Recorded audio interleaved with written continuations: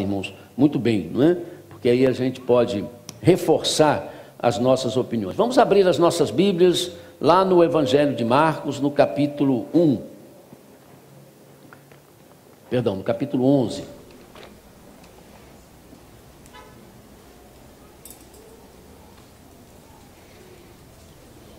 Marcos capítulo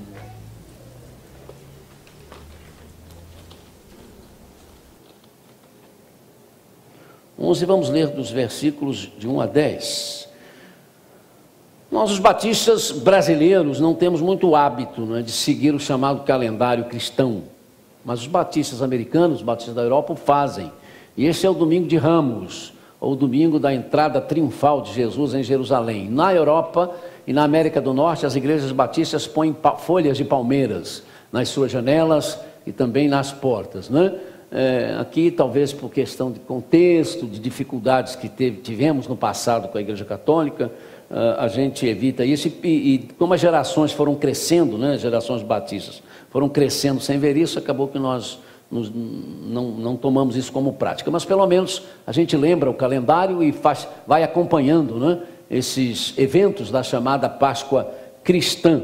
Será o assunto da quarta-feira, da quinta-feira, da sexta-feira e do domingo da manhã, 6 horas da manhã, o domingo da ressurreição. Então, Marcos capítulo 11, do 1 ao 10, irmão Valcir vai nos ajudar, lendo com os irmãos que têm as chamadas versões tradicionais. Os irmãos que têm a NVI, então, vão responder com o pastor. Marcos 11, de 1 a 10. Vamos começar nós, os que temos a NVI. Hoje vamos fazer um pouquinho diferente. Então, os que têm a NVI.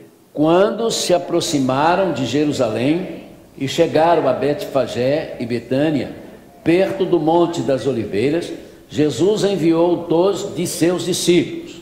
E disse-lhes: Ide à aldeia que está defronte de vós, e logo que ali entrardes, encontrareis preso um jumentinho, sobre o qual ainda não montou homem algum. Soltai-o e trazei-o. Se alguém lhes perguntar, por que vocês estão fazendo isso? Digam-lhes, o Senhor precisa dele e logo o devolverá. E foram e encontraram o jumentinho preso fora da porta, entre 2 caminhos, e o soltaram. Alguns dos que ali estavam lhes perguntaram, o que vocês estão fazendo, desamarrando esse jumentinho? Eles, porém, disseram-lhes como Jesus lhe tinha mandado, e deixaram-nos ir. Trouxeram o jumentinho a Jesus, puseram sobre ele os seus mantos, e Jesus montou. E muitos estendiam seus vestidos pelo caminho, e outros cortavam ramos das árvores e os espalhavam pelo caminho. Os que iam adiante dele e os que o seguiam gritavam, Hosana, bendito é o que vem em nome do Senhor. Bendito o reino do nosso pai Davi, que vem em nome do Senhor. Hosana nas alturas. Amém. Que o Senhor abençoe a leitura da sua palavra em nossas mentes e corações. Estamos no ano que será chamado de ano 29 da era cristã. Cálculos a serem feitos em computadores, no que há de ser chamada de época contemporânea, dirão que o que está acontecendo, o que acabamos de ler, está acontecendo no que seria hoje o nosso dia 9 de abril. 9 de abril do ano 29. Os judeus estão se preparando para as celebrações da Páscoa judaica e Jerusalém está cheia de judeus e prosélitos, isto é, de não judeus que se converteram ao judaísmo e de várias partes do mundo. O colonialismo romano faz os judeus sonharem, comentarem, ansiarem pelo surgimento do Messias de Israel.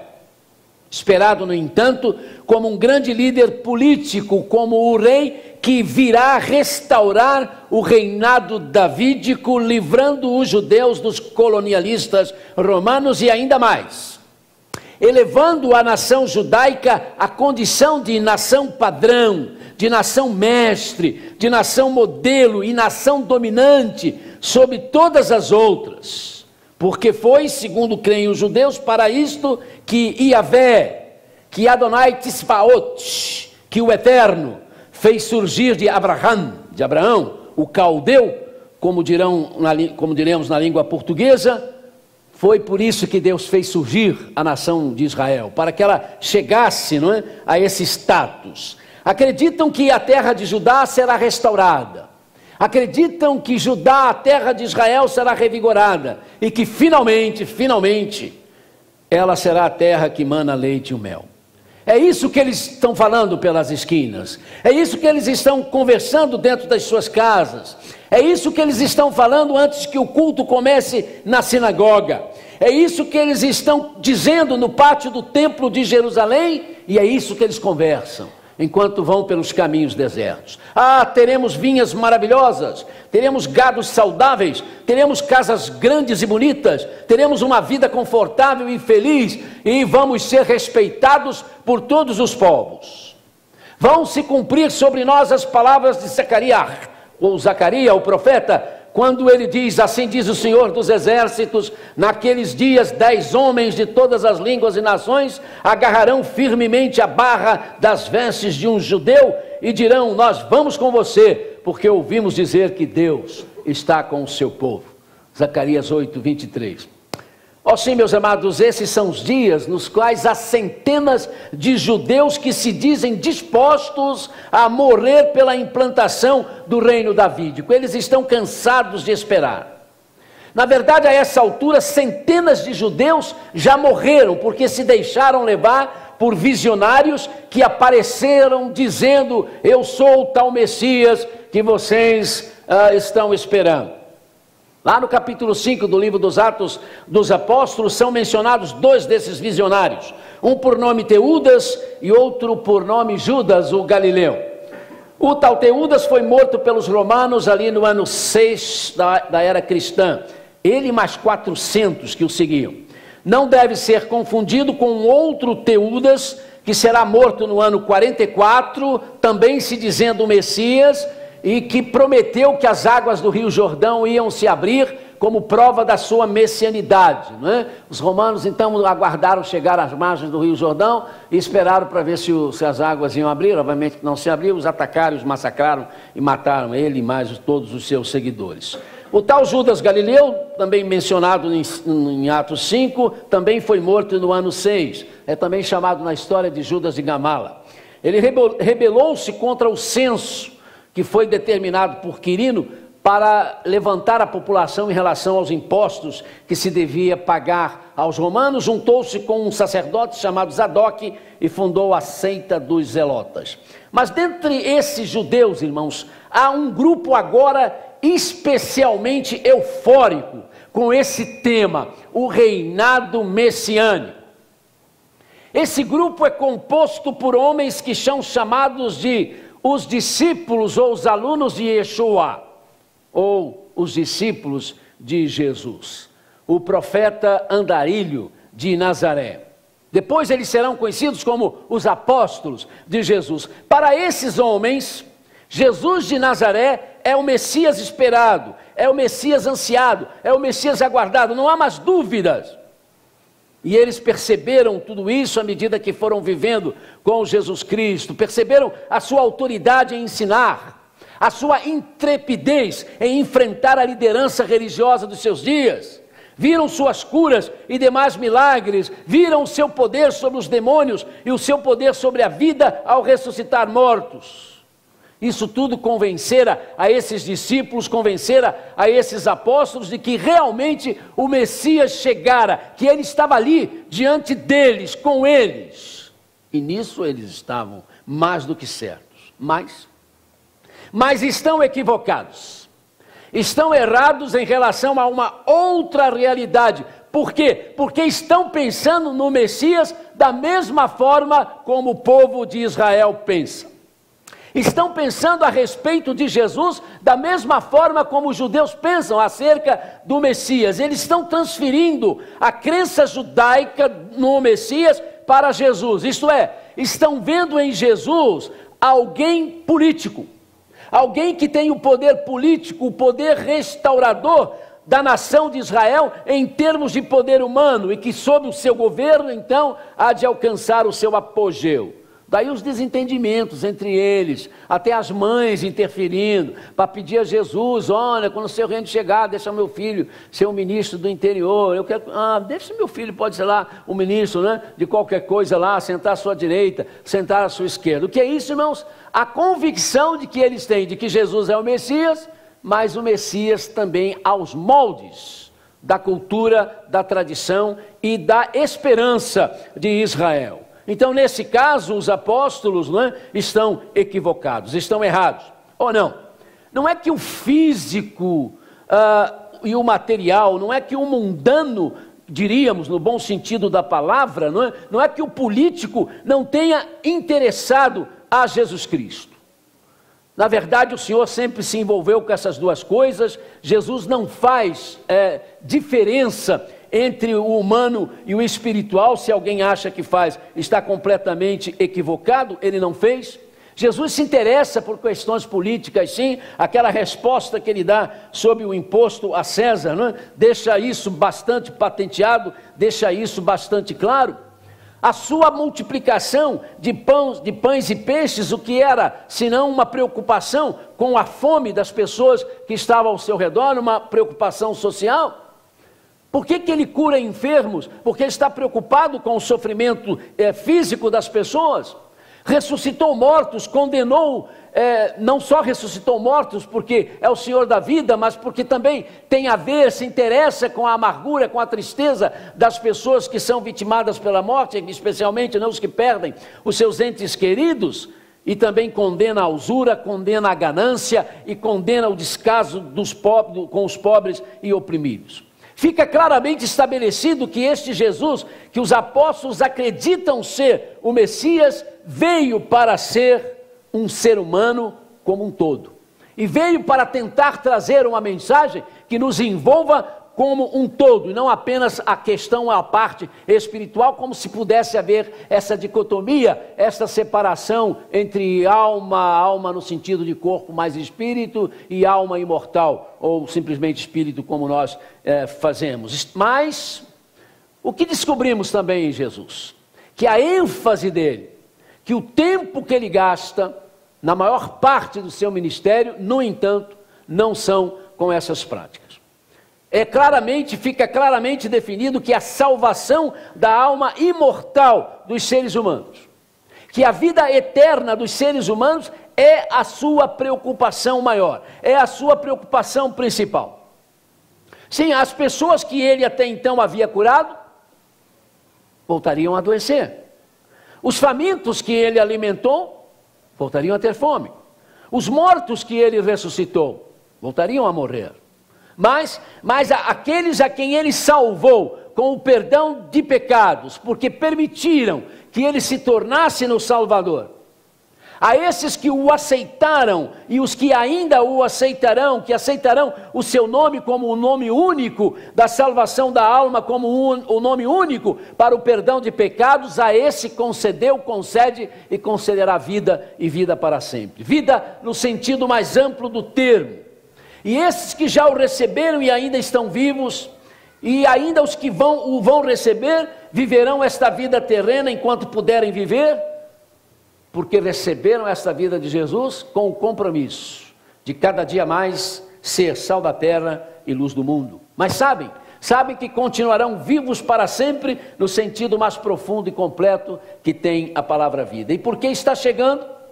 Está chegando o momento quando o ato final, quando o ponto máximo que ele tem de chegar para ser esse Salvador eterno, a cruz do Calvário, porque está chegando esse momento. As coisas começam a acontecer para levar, então, os discípulos a participarem desse momento, para levar o mundo, não é? A conhecer essa parte da história indispensável para a felicidade, para a história da própria humanidade. Está chegando o momento quando esse ato final, o ponto máximo, a cruz do Calvário, vai acontecer. E por que se aproxima esse momento?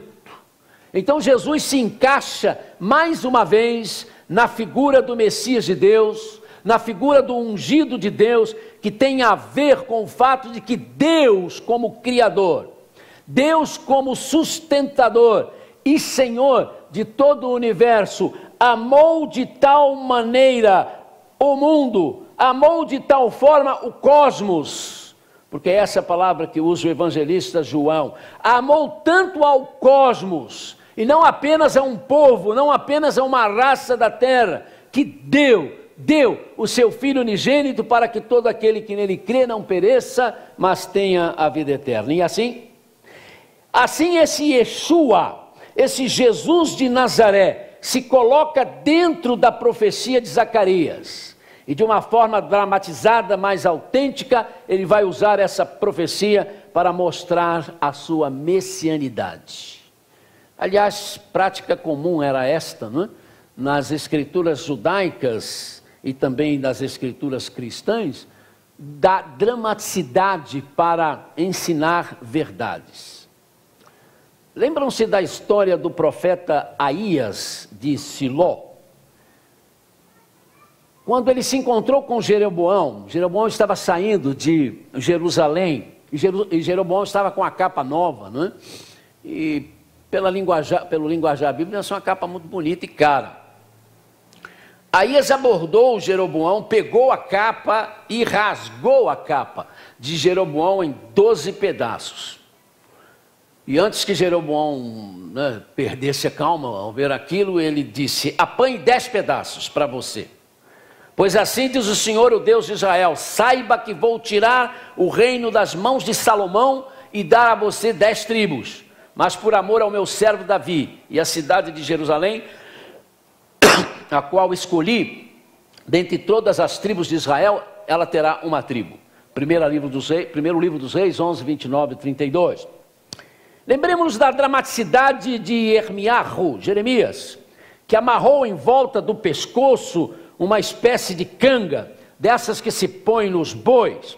E com isso ele esperou os embaixadores de alguns países, de alguns reinos vizinhos a Israel, porque eles vinham conversar com o rei Zedequias acerca de uma aliança contra Nabucodonosor. E quando esses embaixadores chegaram, o texto bíblico diz que o profeta, com aquela coisa esquisita no pescoço, se apresentou diante deles e lhes disse: eis que o Senhor manda eu dizer o seguinte: eu fiz a terra, eu fiz os seres humanos e os animais que nelas estão, com o meu grande poder e com o meu braço estendido, e então eu dou a terra a quem eu quiser, eu entrego a terra a quem eu quiser entregar. Agora sou eu mesmo que estou entregando as nações nas mãos do meu servo Nabucodonosor, rei da Babilônia. Eu sujeitei a ele até os animais do campo, os animais também selvagens. Jeremias 27, 2 a 6. Ou seja, não adianta vocês fazerem alianças, porque o Senhor já entregou vocês a Nabucodonosor. Mas foi uma maneira dramática, né, de poder chamar a atenção. Seguindo então esse modelo de dramaticidade, o Senhor Jesus assume para si as palavras do profeta Zacarias: alegre-se muito, ó cidade de Sião, exulte, ó Jerusalém, eis que o seu rei vem a você, justo e vitorioso, humilde e montado num jumentinho, cria da jumenta. Ele destruirá os carros de guerra de Efraim e os cavalos de Jerusalém, e os arcos da batalha serão quebrados. Ele proclamará a paz às nações e dominará de um mar a outro, do Eufrates até o confim da terra. Quanto a você, por causa do sangue da minha aliança com você, libertarei os seus prisioneiros de um poço sem água. Olha, os apóstolos não estão conseguindo entender, estão participando, fizeram a montaria para Jesus, foram os primeiros a colocar as suas túnicas para que Jesus passasse com o jumentinho por cima delas. Não sei se eles cortaram ramos, outros fizeram isso, mas ainda eles não estão conseguindo alcançar o que realmente está acontecendo. Farão isso dentro de mais algum tempo. Dentro de mais algum tempo, eles poderão entender que a profecia de Zacarias, naqueles dias, 10 homens de todas as línguas e nações agarrarão firmemente as barras das vestes de um judeu e dirão: nós vamos com você, porque ouvimos dizer que Deus está com o seu povo. Dentro de mais um tempo, eles poderão compreender que esta profecia se cumpre a partir deles, os apóstolos, deles judeus que, convertidos ao Senhor Jesus Cristo, vão formar a primeira igreja cristã e vão ser os primeiros pregadores do Evangelho.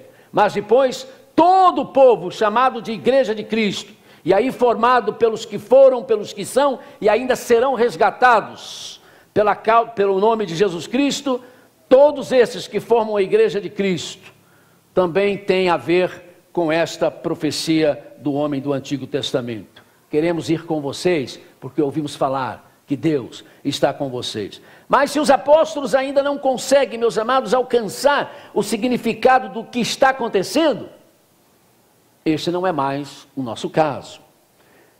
Porque agora, por exemplo, no dia de hoje, neste domingo, em que celebramos mais uma vez, em que nos recordamos mais uma vez em termos de data da entrada triunfal de Jesus em Jerusalém, nós já podemos repetir isso em nossos corações, mas já sabendo o que isso significa. Hosana, bendito é o que veio em nome do Senhor, bendito é o Senhor Jesus, e o reino vindouro do nosso Pai. Hosana, hosana nas alturas. Bendito é aquele que nos liberta de um poço